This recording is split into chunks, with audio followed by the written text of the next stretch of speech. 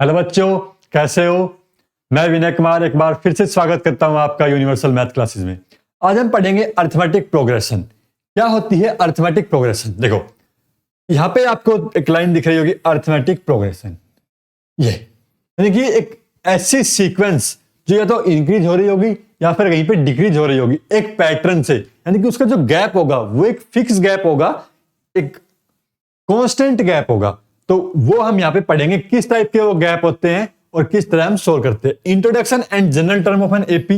यहाँ पे इस क्लास में हम पढ़ेंगे कि general term of AP, AP यानी कि अरिथमेटिक प्रोग्रेशन, उसकी जनरल टर्म कैसे निकालेंगे और उनके बारे में कि होते क्या है। Finding the sum of first N terms of an AP, यानी कि जो एपी है उसकी पहली एन टर्म का सम कैसे निकालते हैं और वर्ड प्रॉब्लम्स कुछ यहाँ पे सोल्व करेंगे। आइए देखते हैं, डेफिनेशन से समझते हैं। सीक्वेंस क्या होती है? Sequence, a sequence is a finite और infinite list of numbers following a certain pattern, यानी कि पैटर्न को फॉलो कर रही है तो इनफाइनाइट होगी या फिर फाइनाइट होगी। ऐसी लिस्ट ऑफ नंबर्स, जैसे कि मैं यहां पे लिखता हूं 2, 4, 6, 8 और 10 यहां तक। तो ये कैसी लिस्ट है? ये फाइनाइट लिस्ट है नंबर्स की। यहां पे इसमें कितने नंबर है? 5 नंबर। तो ये क्या एक सीक्वेंस है। एक मैं यहां पे लिख देता हूं कि 2, 4, 6, 8, 10, 12 and then dot dot dot. तो ये कैसी सीक्वेंस हो गई? इनफाइनाइट सीक्वेंस हो गई। लिस्ट इनफाइनाइट नंबर था इसके अंदर। तो यहां पे ये इनफाइनाइट नंबर और ये फाइनाइट नंबर की, ये है हमारे पास सीक्वेंस। अब सीरीज क्या होती है? सीरीज कहती है series is a sum of elements in the corresponding sequence. इसी अगर सीक्वेंस के अंदर हम क्या कर दें, इनका सम निकाल दें, क्या निकालना शुरू कर दें, सम निकालना शुरू कर दें, तो वो क्या हो जाएगी? हमारे पास सीरीज हो जाएगी। तो सीक्वेंस और सीरीज में क्या डिफरेंस है? सीक्वेंस लिस्ट ऑफ नंबर्स है, उसके अंदर बहुत सारे नंबर्स होते हैं, और सीरीज में क्या होता है? उन एलिमेंट्स का, उन टर्म्स का क्या होता है? सम होता है। तो उसे हम क्या बोलते हैं? सीरीज। अब प्रोग्रेशन समझते हैं। प्रोग्रेशन क्या है? A progression is a sequence of number whose each term is related to predecessor और successor by a uniform law. यानी कि जो सीक्वेंस है, जो हमने सीक्वेंस लिखी थी 2, 4, 6, 8, इसके अंदर हर एक नंबर एक यूनिफॉर्म लॉ फॉलो कर रहा है। क्या फॉलो कर रहा है? 2 में हम क्या कर रहे हैं? 2 में जब हम 2 ऐड कर रहे हैं तो 4 आ रहा है। जब इस 4 में अगेन 2 ऐड कर रहे हैं तो हमारे पास क्या आ रहा है? 6। और इसमें अगेन 2 ऐड कर रहे हैं तो हमारे पास क्या आ रहा है? 8 आ रहा है।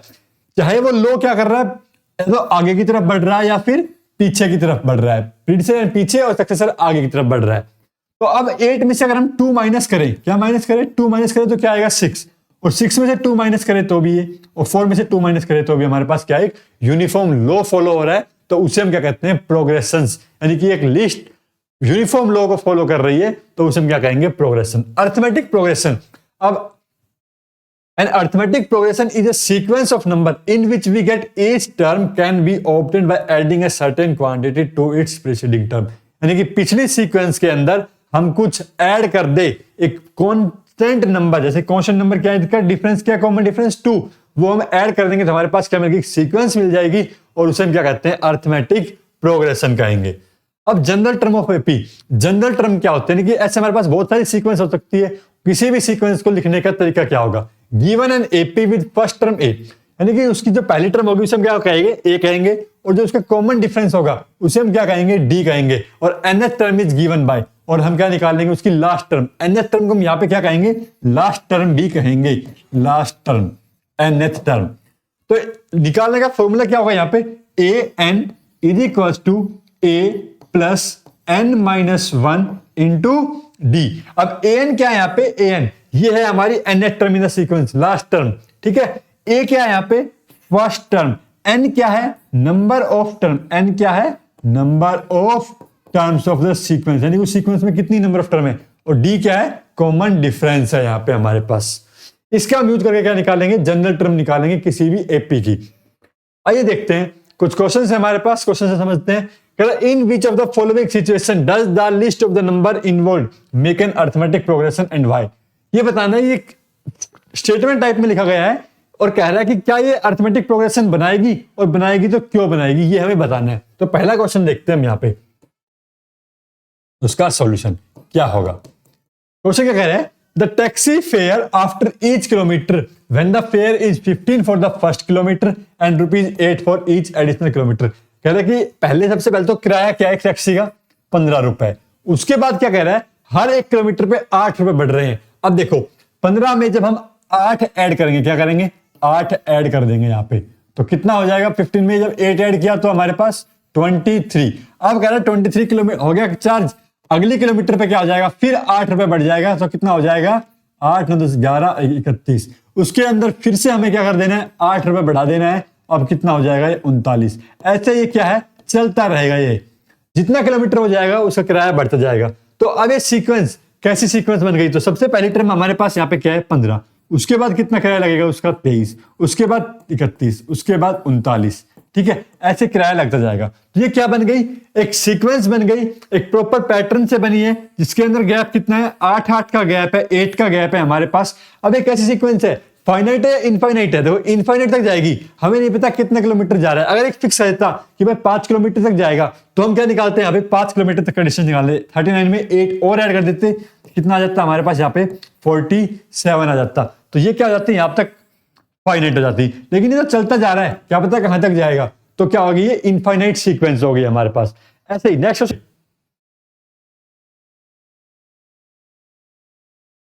fill in the blanks in the following table given that A is the first term, D is the common difference and the nth term of an AP.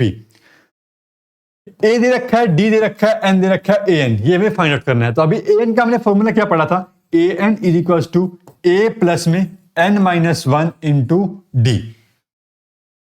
तो A क्या है हमारे पास यहाँ पे 7, D कितना है यहाँ पे, N की वैल्यू कितना है 8 माइनस 1, और D कितना है यहाँ पे 3, तो ये कितना हो गया 7 प्लस 7 इंटू 3, 8 में 7 गया 7 और 7 3 जा 21 प्लस 7 28, तो यहाँ पे इसकी लास्ट टर्म कितनी आ गई यहाँ पे 28 आ गई।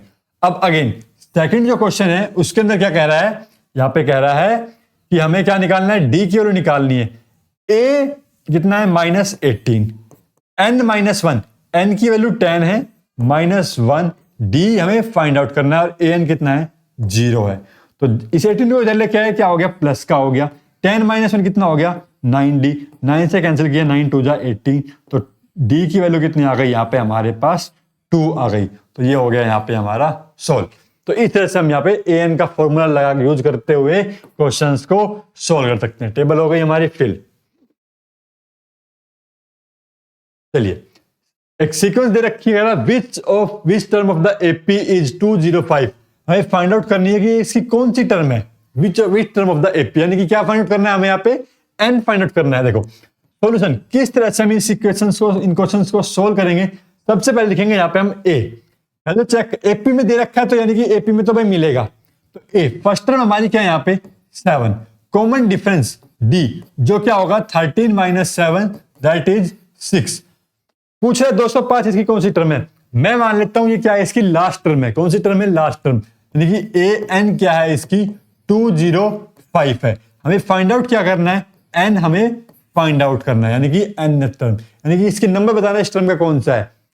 अब फॉर्मूला क्या है हमारे पास, a n is equals to a plus n -1 into D.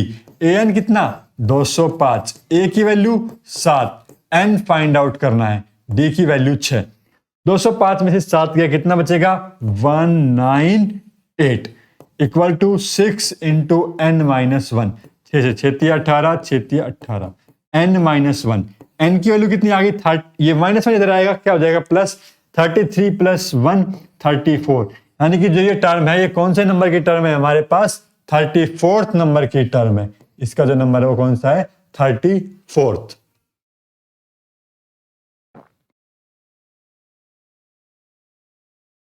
चलिए आगे देखते हैं, अगला सवाल क्या कह रहा है, find the 31st term of an AP. अब कह रहा है 31st टर्म निकालो, यानी कि क्या दे दिया हमने इसे यहाँ पे एन दे दिया, हुज 11th टर्म इज 38, उसकी 11th टर्म दे रखी है, कह रहा है and the 16th term is 73 और 16 टर्म दे रखी है। इसका मतलब क्या दे रखा है यहाँ पे हमारे पास A11 क्या हो जाएगा a प्लस में n -1, n की वैल्यू कितनी 11 -1 इंटू डी नहीं पता भाई कितना दे रखा है यहाँ पे, फिर क्या दे रखा है और ये इसकी वैल्यू कितनी दे रखी है 38। अब जो सेकंड दे रखा है वो क्या है A16 कितना है a प्लस में 16 minus 1 into D equal to 73। दो इक्वेशंस बन गई, दोनों इक्वेशंस को सोल्व करेंगे। अब देखते हैं, पहले इसे थोड़ा सिंप्लीफाई कर लेते हैं। ये सिंप्लीफाई होके क्या आ गया, a प्लस में 10d इक्वल टू 38, और ये सोल्व होके हमारे पास क्या बन गया, a प्लस में 15d इक्वल टू 73। दो इक्वेशन बन गई, ये एक नंबर और ये दो नंबर। ठीक है, अब इन दोनों को हमें क्या करना है, सोल्व करना है। या तो एलिमिनेशन मेथड लगा सकते हैं हम यहाँ पे, या फिर इन दोनों को सब्स्टिट्यूट कर सकते हैं। एलिमिनेशन मेथड लगाते हैं। देखो यहाँ पे मैं यहाँ पे क्या कर दे रहा हूँ, यहीं पे माइनस कर दूं इसे, माइनस माइनस माइनस, यहाँ पे क्या मैंने इसे माइनस। जब मैं माइनस कर रहा हूं यहाँ पे, तो ए से तो क्या हो गया, ए मेरा कैंसिल। 15 में से 10 गया 5d, माइनस का बचेगा। और ये 73 में से 8, 3 में से 8 गया 5, और यहाँ पे क्या बचा, 6 में से 3 गया 3, और माइनस साइन आ गए। माइनस साइन से माइनस साइन कैंसिल, और 5 7 जा 35। तो डी की वैल्यू कितनी आ गई, यहाँ पे हमारे पास 7 आ गई। अब जो डी की वैल्यू आई है 7, इस वैल्यू को हम क्या करेंगे, वापस से इस इक्वेशन में पुट करेंगे, और क्या करेंगे, ए की वैल्यू फाइंड आउट करेंगे। तो ए की वैल्यू आ जाएगी हमारे पास यहाँ पे a प्लस में 10, डी की वैल्यू कितनी 7 इक्वल टू 38। तो a प्लस में अब 10, 38 माइनस में 70, सोल्व किया, 2 6 में 3 गया 3, माइनस का 32। a की वैल्यू कितनी आ गई यहाँ पे, माइनस का 32। निकालनी कौन सी, 31st टर्म, यानी कि a31 हमें फाइंड आउट करना है। a प्लस में n minus 1 into D, N की वैल्यू कितनी 31, a की वैल्यू कितनी आ गई यहाँ पे हमारे पास, माइनस में 32, ये कितना बचा 30, डी की वैल्यू कितनी है भाई यहाँ पे 7, माइनस 32 प्लस 7 210, ऐड किया कितना जाएगा इसमें से, 10 में से 2 गया 8, यहाँ पे बचा 10, 10 में से 3 गया 7 और 1, 178। तो ये हो गया क्या, इसकी A31 टर्म आ गई हमारे पास यहाँ पे। इस तरह से हम यहाँ पे टर्म्स को फाइंड आउट करेंगे। 178 आ गया हमारे, ठीक है। आगे और प्रॉब्लम आ गई हमारे पास, कह रहा है if the third and the ninth term of an AP are 4 and -8 then respectively which term of AP is 0। कह रहा है ये बताना है कौन सी टर्म एपी की 0 होगी। देखो A3 दे रखा है कितना 4, और A9 कितना दे रखा है हमारे पास यहाँ पे 9। दोनों को लिखना शुरू करते हैं। A प्लस में n-1 यानी कि 3 - 1 इंटू डी। तो स्टेप बाय स्टेप चलोगे, कभी भी मिस्टेक नहीं होगी। A9 दे रखा है 9 - 1 इंटू डी की वैल्यू कितनी दे रखी है, माइनस में 8,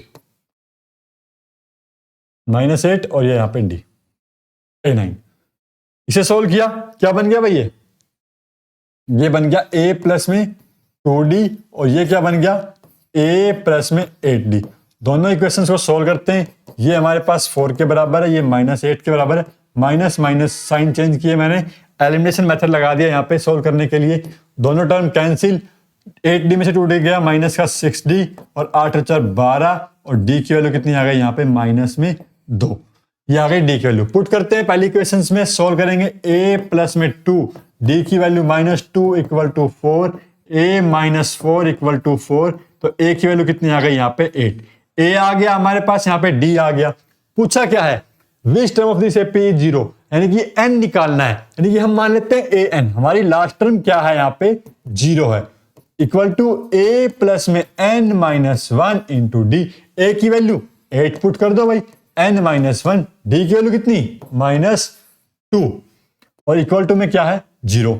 अब देखो इस वाली टर्म को -8 को मैं इधर लेके आया, ये क्या बचा इधर माइनस में 2, n - 1, माइनस से माइनस कैंसिल, 2 4 जा 8, 4 is equal to n - 1, n की वैल्यू कितनी आ गई यहाँ पे 5, यानी कि जो फिफ्थ टर्म होगी वो हमारे पास क्या हो जाएगी यहाँ पे 0। यानी कि ये सीक्वेंस कैसे जा रही है, नीचे डाउनवर्ड जा रही है। 8 से 8 के बाद 6, 4, 4 के बाद 2, और 2 के बाद 0। देखो क्या आई फिफ्थ टर्म यहाँ पे 0, 1 2 3 4 5, पांचवी टर्म क्या गई हमारे पास यहाँ पे 0 आ गई। इस तरह से हम यहाँ पे क्वेश्चंस को सोल्व करेंगे।